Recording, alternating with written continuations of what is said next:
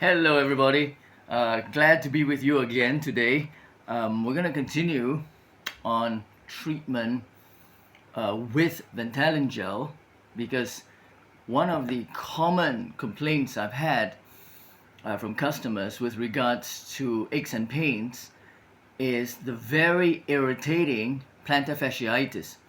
So, plantar fasciitis is when you have pain in your foot, either at the heel or all the way up the sole of the foot, and that pain can be very irritating with every step that you take, or when you run, or when you play your sports. And I'm going to share with you a model of how pain is created. We don't necessarily go through all the 4 or 5 steps of pain creation, but when they apply, we do go through that process, those steps that apply, and you'll understand what I mean in a moment. And when we treat, there is also a sequence, a step-by-step sequence with which we can effectively treat stubborn chronic pain such as plantar fasciitis. Okay, so let's try and delineate several steps in the process of pain production. So first of all, now we have a macro view, we have a more micro view. Unfortunately, this is not the video that will detail the entire process of pain because pain itself can be produced by multifaceted ways, multiple ways. And before you tune out, even as I introduce you to the playlist on emotional and psychological causes of chronic pain, I want to qualify and clarify that psychologically and emotionally induced physical pain is not imaginary pain. There is a huge difference between imaginary pain and emotionally and psychologically induced chronic pain. So pain can be imaginary, but we're not talking about imaginary pain here at all. So far, I think in this channel, we've never spoken about imaginary pain, and I doubt if we would address that issue. Maybe in a subsequent video down the road we might, but when I talk about emotionally and psychologically induced pain, I'm referring to a physiological condition that produces pain, but which source is psychological or emotional. So there are multiple reasons how pain and chronic pain can be induced. And right now, I'm not going to delineate all the various possibilities. I'm just going to show you one common line by which plantar fasciitis can be produced. So, in general, as we step back, just take a couple of steps back, any kind of tension, whether it's in the shoulders, in the upper trapezius, or in this case, in the calf muscles, and this is something that may be new to many of you, any kind of tension in the calf muscles that can be psychologically or emotionally induced, or any kind of tension due to, for example, you might have had an accident, an injury in the past, and you're fearful of putting your body weight on a certain part of your foot. So you create a certain tension, an excessive tension, extra tension in your calves, and what happens is that any excess tension, and I gave you a calf, so I actually went microscopic, but let's take a few steps back. Any tension anywhere, including your upper trapezius, will or can impede blood flow. When you impede blood flow to a certain area of your body, you create pain. And also possibly, secondarily, fibroblastic adhesive scarring inside, so not scarring on the skin as many of us might be used to seeing, but we're talking about internal scarring, scarring within the body that is not visible. And such internal scarring creating adhesions, cross-fiber adhesions, can inhibit the smooth sliding of tissue, say muscle tissue, over other muscle tissue, and can cause adhesiveness in the fascia, thus impeding movement and creating pain whenever you move, because movement tugs on the fascia. So now let's get a little bit more microscopic, and I'm going to show you the cause of plantar fasciitis, because if you have an area of the foot that has multiple layers of tissue, soft tissue. If you notice, this is one of the thickest layers in the body where soft tissue is concerned. I mean, just on the foot itself, you have the aponeurosis, which is the plantar fascia. You have various layers of muscle, right? You have the flexor hallucis longus that goes up into the calf, into the fibula, and the interosseous membrane between the fibula and the tibia. It originates from there, goes down the medial side of the ankle, and then up into the big toe. You have the flexor hallucis longus, you have the flexor hallucis brevis that attaches to the lateral cuneiform and the cuboid tarsal bones.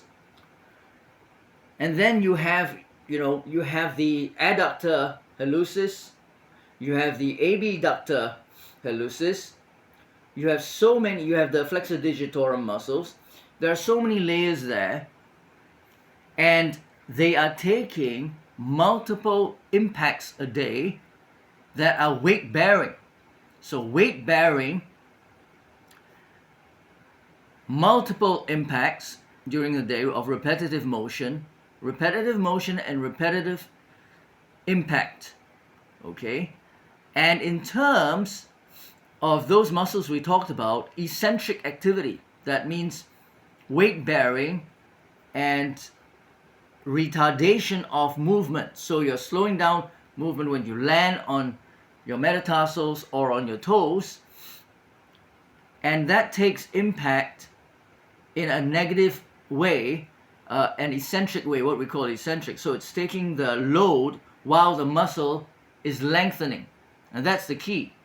When you take load when the muscle is lengthening, that's why we always say muscles are strongest in the eccentric phase of loading. That means you can take a lot more load when the muscle is lengthening versus when the muscle is static in length, and versus when the muscle is contracting or shortening. So you will notice that when you resist, that's your strongest. When you resist and don't move, that's your second strongest. And when you actually push something, when you actually contract the muscle, that's your weakest for that particular muscle. So in the case of all the muscles we just mentioned, they are taking load while lengthening, which is the eccentric loading of those muscles. And very importantly, they are loading the Achilles tendon, and as we mentioned, the flexor digitorum muscles and the flexor hallucis longus that go into the calf. So what I'm going to have you do, now we're going to go, I know I'm all over the place, but because there's so many steps and sequences and models of injury, pain, and then treatment. So treatment, you can do it from the other way around. So I was showing you how, in fact, I haven't mentioned, but tight calves, to summarize what I just said, tight calves, which include gastroc soleus, but also the flexor hallucis longus and the flexor digitorum muscles, any of these okay, tightness, will cause tightness in the Achilles tendon and the flexor tendons of the big toe and the other toes that go medially to the Achilles tendon. And when these are tight, they're going to pull on the plantar fascia. So they pull on the plantar fascia, stretching it out. And then we mentioned earlier the multiple impact, weight-bearing impact, and eccentric activity. You put all these four together: weight-bearing, multiple impact, eccentric activity. And what do you have? You have a constant pounding or stretch lengthening while bearing load on those muscles. And if they're stretched out and they are taking impact while they are stretched out, while the plantar fascia is stretched out, that's when the body senses it's taking too much, and it may either send fibroblastic material there to reinforce the area and restrict the area, or you might just feel pain because of all that pounding on the plantar fascia that has been stretched out by tight calf muscles, pulling on the Achilles tendon, pulling on the flexor digitorum longus, pulling on the flexor hallucis longus. So when you have that area that's stretched out underneath the foot, and including the heel stretched out like this, and then you're taking pounding on a stretched out, multi-layered soft tissue, then that pain is not only going to be more likely, but it's going to be prolonged. In other words, even a shoulder sprain, if you get proper treatment, I know it's how hard it is to get rid of shoulder strain, and we did a video on using Vantelin Gel on the shoulder. We mentioned frozen shoulder. I also showed you how to treat the infraspinatus injury from badminton smashing and from front crawling and butterfly strokes in swimming, treating the subscapularis. I mentioned those. I'm going to do another video on that because there has been a request. There was a request recently, a few days ago, on treatment of strained shoulders, of a strained shoulder. So we're going to do another video on that just to review and be more complete, because the other one only spoke, I think, mainly on the infraspinatus and the subscapularis, a little bit on the supraspinatus, but we're going to talk more on the teres minor and the non-rotator cuff teres major. So we'll leave that for the next video. In this video, we're going to talk specifically about the treatment of plantar fasciitis, which is inflammation of the plantar fascia. So we mentioned the cause of it, the model, the sequence by which plantar fasciitis might occur. Now we're going to talk about the treatment, and the treatment is fairly simple, except most people do the first part only and not the second and third part. So why did I have to explain to you the condition, the cause of the condition of plantar fasciitis in such detail? It's because I want to convince you that you need to do steps 2 and 3. So step 1 you already know. So use your Vantelin Gel. We pronounce it as Vantelin in Singapore, but in Japan I believe it's Vantelin. So use your Vantelin Gel, putting a drop on your fingers or on your palm, and rub it in the area of pain. So that's step 1. If the area of your pain is in the heel, rub it there. Okay? If the area of your pain is further midsole, rub midsole. Use some strength and rub midsole.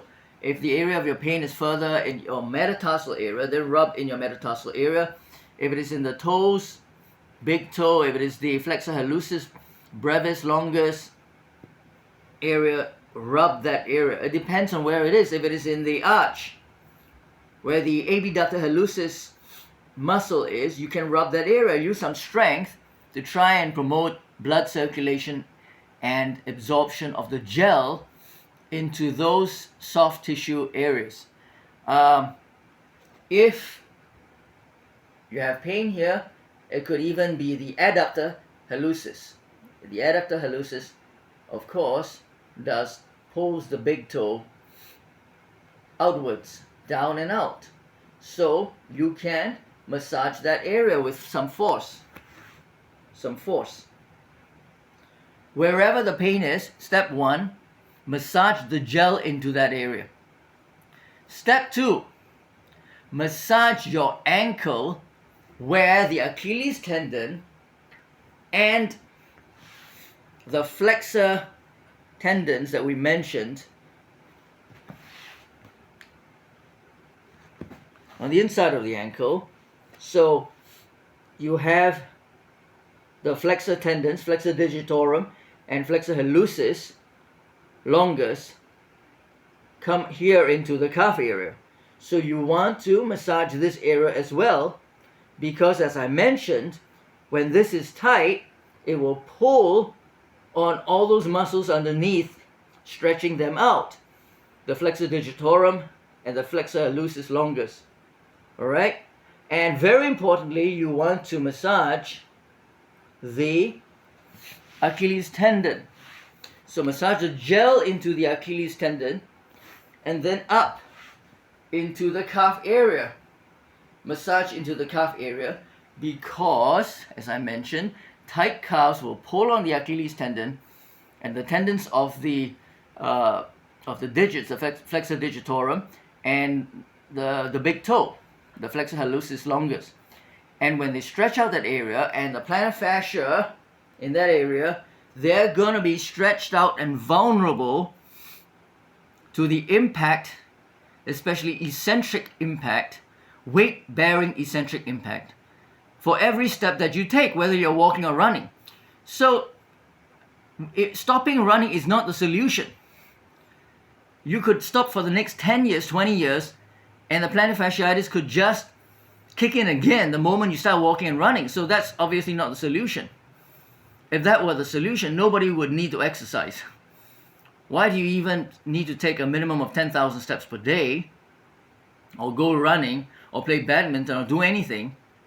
Because that's part and parcel of our life. We evolved or were created to perform those activities. So you can't just say, okay, I have plantar fasciitis, I have pain in my sole, my foot, in my heel. I'm going to stop playing badminton, I'm going to stop playing basketball, I'm going to stop running, I'm going to stop playing sepak takraw, I'm going to stop doing all these things, martial arts. We need to fix the problem.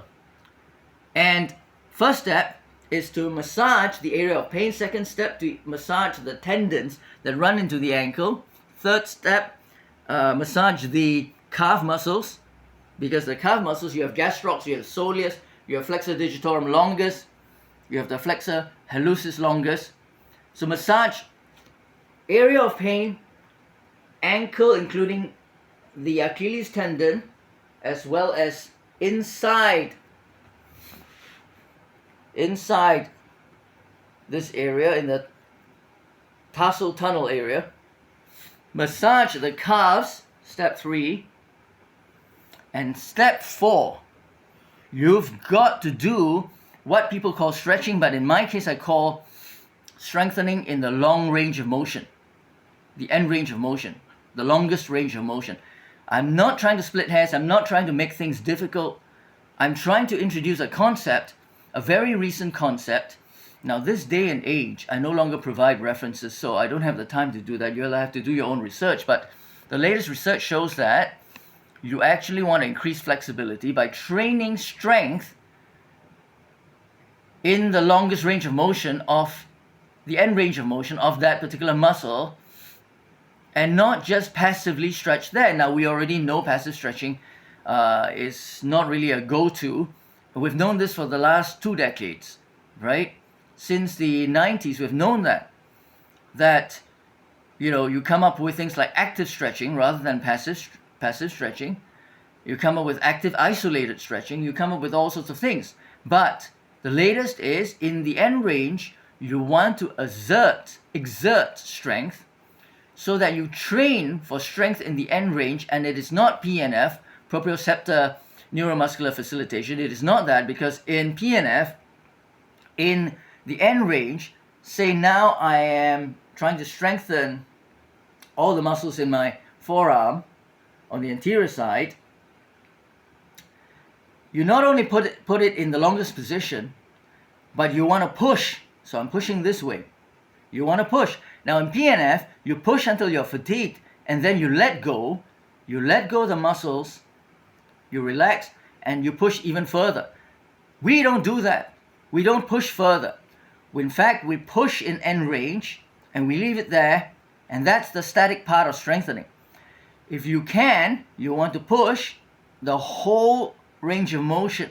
So you go from longest to shorter. Well, shortest is really there, but we are really strengthening the muscle in the long position all the way down.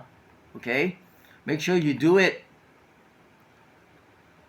If you can do it in the entire range of motion, good. If you can't, as with the calves, then just leave it there, but push. Don't just avoid just passively lengthening the muscle, as in passive stretching. More on that later. Again, we have done some videos on that, but I just wanted to reiterate that particular type of end range strengthening. So how do you do that for this particular? We have gone through this, but I just want to review.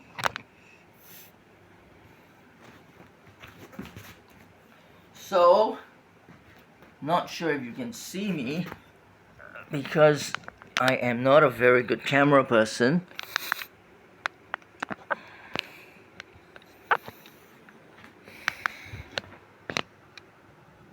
If you remember, we did this, right? You say, calf stretch. But if you watched the video and if you paid attention earlier on, you'll know I'm actually pushing against the wall with my foot, right?